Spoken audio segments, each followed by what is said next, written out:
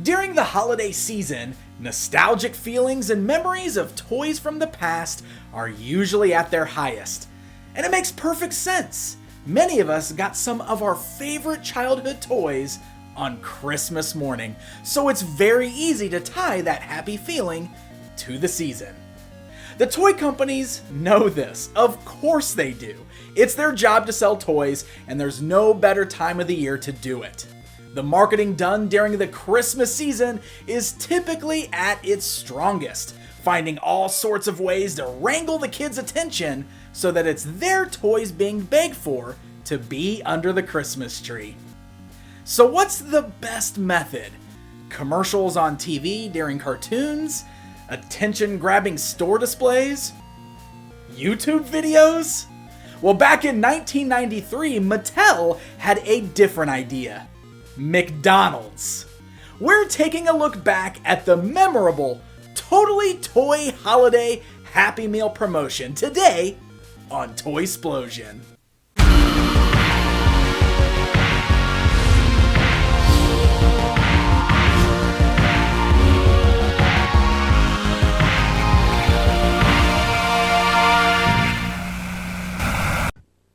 To start the holidays sooner, you could make your own reindeer.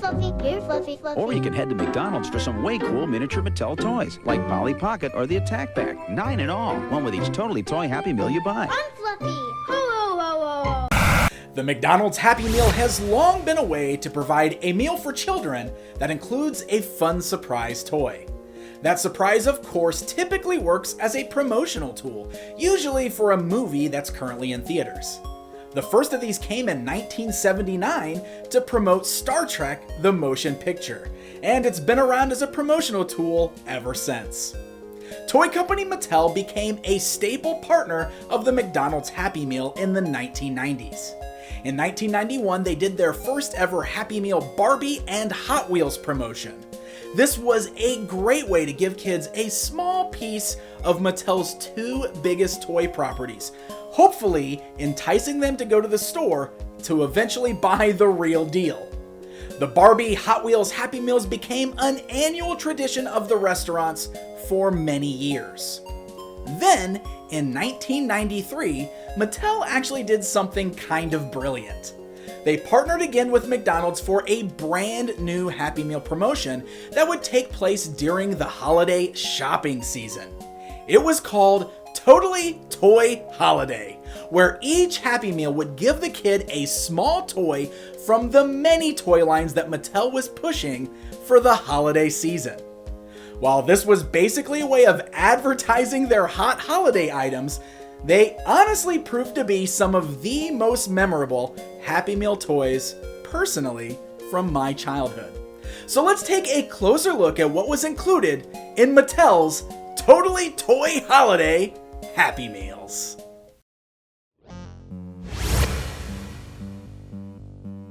Of course, we can't have Mattel Happy Meal toys without Hot Wheels.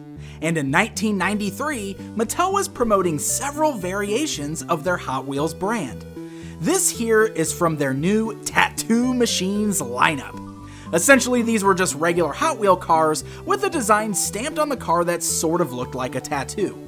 Capitalizing on the popularity of temporary tattoos in the early 90s, each car came with a sheet of matching tattoos that you could apply to your hand or your arm using water.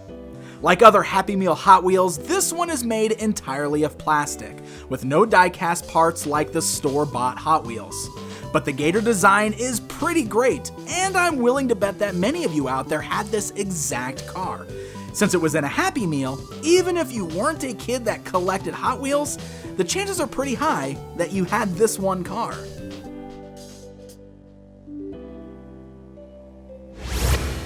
Sally Secrets was a doll that focused on crafts.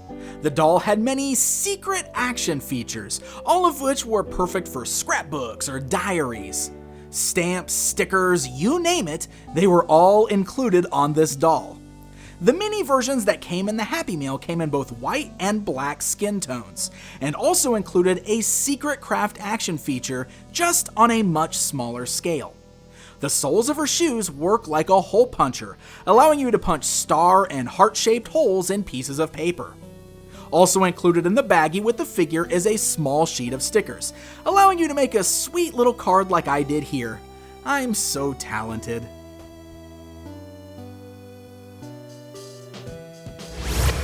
The full-size Lil Miss Candy Stripes doll from Mattel had a magic candy stripe action feature, where using water would make stripes appear in her hair. This smaller version is quite a bit different. She's an unarticulated hollow plastic figure that also includes a plastic candy cane striped dress that just snaps on over her normal green dress. Honestly, it's probably the least impressive of all of the Totally Toy Happy Meal toys, as all of the others seem to do a much better job of capturing the spirit of their main toy's action feature.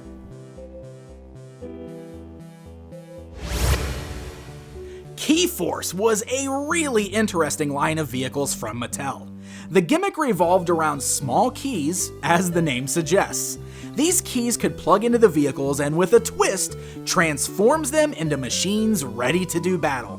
They are actually really impressive, and while I never had any of them myself as a kid, the commercials did a really great job of getting me to want them. Mattel must have really wanted to push this particular line because we get 2 different Key-Force vehicles available with these Happy Meals. Turning the key on top of this red car causes the doors to fly open DeLorean style, revealing some laser guns hiding within. Twisting the key on the back of this black truck reveals hidden missiles.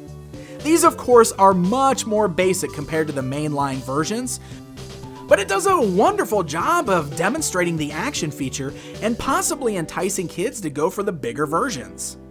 As a side note, the under 3 toy for the Totally Toy Holiday series is this red Key-Force car.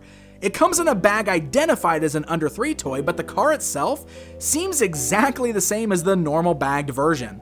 The colors are slightly different, but that might just be the plastic fading, honestly.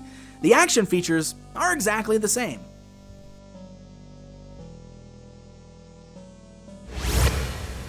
Magic Nursery was a line of dolls with the gimmick of not knowing if it was a boy or a girl until you brought the baby home and used water to open up the included care package. This would reveal a birth certificate and an outfit for the baby. Like with that main line of dolls, the Happy Meal versions played up on not knowing if you were getting a boy or a girl. Instead of dissolving a care package, the dolls came inside of blind bags, so you couldn't see what was inside. Opening these blind bags would either reveal a boy doll wearing a blue onesie, or a girl doll wearing a pink onesie. Yep, that's right, blind bags before blind bags were a popular thing. And just like with Key-Force, Magic Nursery also had an under 3 version. The bag was different, identifying it as an under 3 toy, but the doll inside is exactly the same. Attack Pack was an awesome Hot Wheels spin-off line in which all of the cars transformed into beasts at the push of a button, revealing chomping jaws filled with teeth. This Happy Meal version was essentially just a shrunken down version, but it retained the exact action feature of the mainline vehicles. It's far less detailed than those larger versions found at retail, but honestly, it's still just as rad.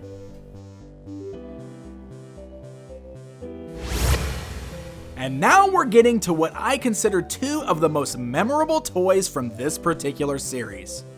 Polly Pocket was huge in the 90s. These small compacts would open up to reveal tiny worlds inside with miniature figures and accessories. They were super creative.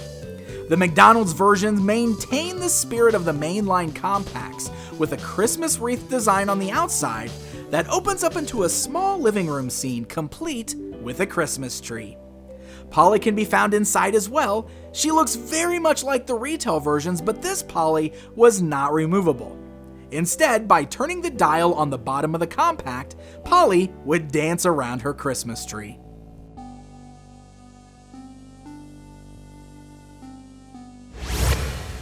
Mighty Max was essentially the boys' version of Polly Pocket.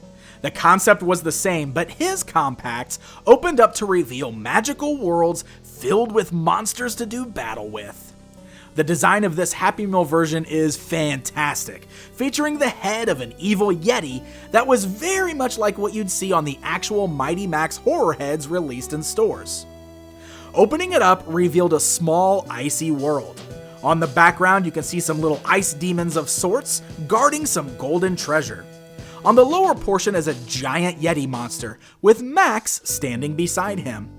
Now, Max is mostly unpainted, and he's non-removable, featuring a similar action feature as to what we saw on the Polly Pocket set.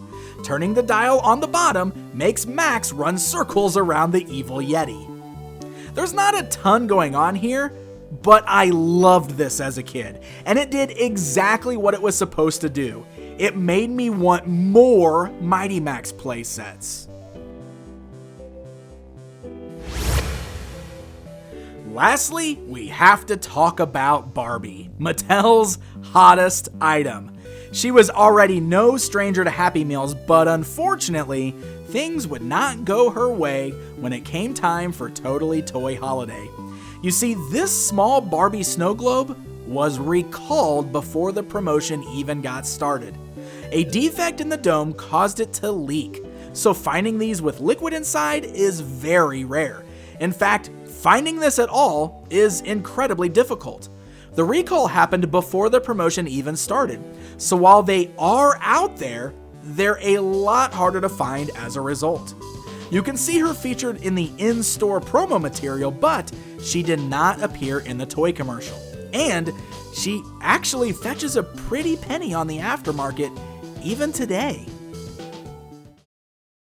Mattel's Totally Toy Holiday promotion was honestly a pretty smart one. While a lot of times the Happy Meal toys are used to promote a movie, Mattel took this opportunity to promote what they considered to be their hot holiday items for the season. Much like a movie trailer, these smaller versions of their popular toys would act sort of like a teaser, with hopes that kids would then ask their parents for the real versions to be under the tree come Christmas morning. 1993 wasn't the only time Mattel did a promotion like this either. Totally Toy Holiday returned in 1995. This version gave us new toys to beg our parents for come Christmas morning. Some of the toys included this time were an early version of Fisher-Price Imaginext figures, made of hollow plastic and featuring very limited articulation.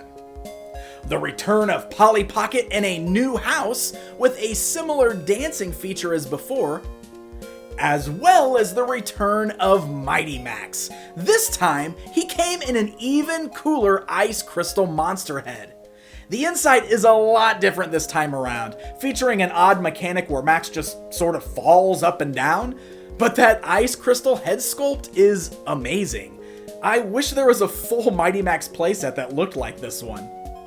Oh, and even Barbie made the cut this time, going for a sleigh ride through a winter wonderland. Yes, this was nothing more than a giant commercial for Mattel toys, but let's be real, all Happy Meals are a commercial for something. Heck, most cartoons and movies that we watch were commercials for toys. But you know what? This set of toys is still incredibly creative. And they must have left an impression, not just on me, but on many kids who grew up with this era. Because Mattel's Totally Toy Holiday is still one of the more memorable Happy Meal promotions of the 1990s. Hey guys, thank you so very much for joining me for another episode of Toysplosion. Toysplosion is a Patreon-supported show. I definitely could not do this without the help of all the names you see scrolling across the screen right now. If you would like more information on how you can become a supporter of the show, head on over to patreon.com/pixeldan. This was just a fun one that I really wanted to do.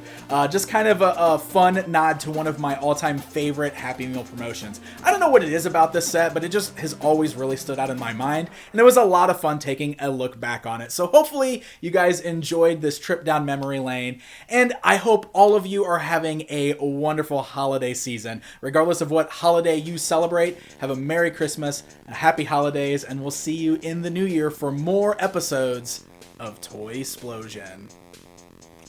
All right.